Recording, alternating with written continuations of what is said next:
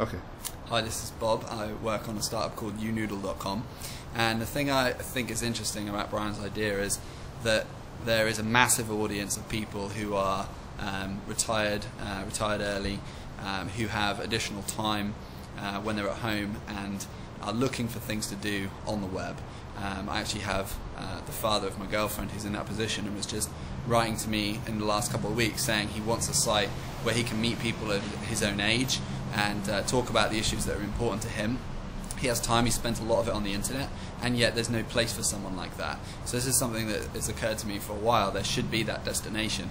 And if, like, a great way, the challenge with a network like that is always how do you start it and how do you get the ball rolling. That's the hardest part.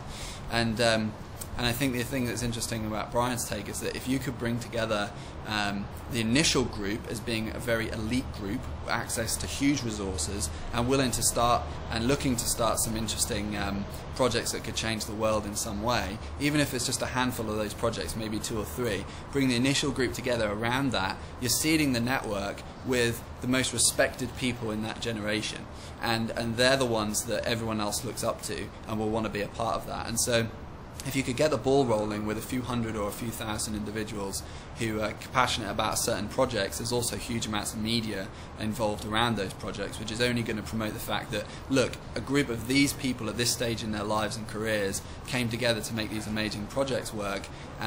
They will get huge attention for that, and people want to be there. They won't all want to contribute to projects like that, but there's enough of them wanting to talk about other topics such that when they go to the destination, they can then talk about whatever they like, all the issues that are important, meet other people their generation, organise holidays, and so yeah, I think that another reason this could work is that you have the Facebook generation who are now on a social platform.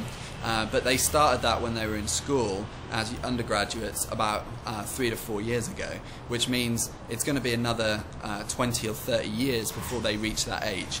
So in that period of time, if you can start a network that's seeded with people at that stage in their lives, there's an opportunity for a network with many millions that is themed around that and doesn't make the people who are there feel uncomfortable. So the types of design and things that you would want in the site are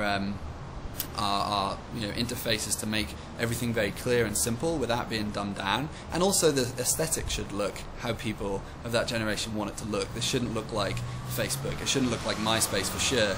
This should look like a product that's been designed for that generation and makes them feel at home. So this is their home on the web, and there's millions, tens of millions of people that are available, I think, to use a platform like that. That was awesome. I appreciate that. That was. Hey guys, I just want you to know I'm out here in San Francisco, and I just had an unbelievable experience in my life, really seeing the inside, the heart and soul of uNoodle and understanding how it works. And today I'm spending time meeting some of the people that really did launch their dream, and they're successful at it. They really understand it, and part of my job is to help bring that thinking and that knowledge back to the 525 Club. And started from a grassroots level, but use intelligent people and wisdom and experience and people who've already done it before. So let's do it. Let's use the shortcut. And so this is another big day in our startup.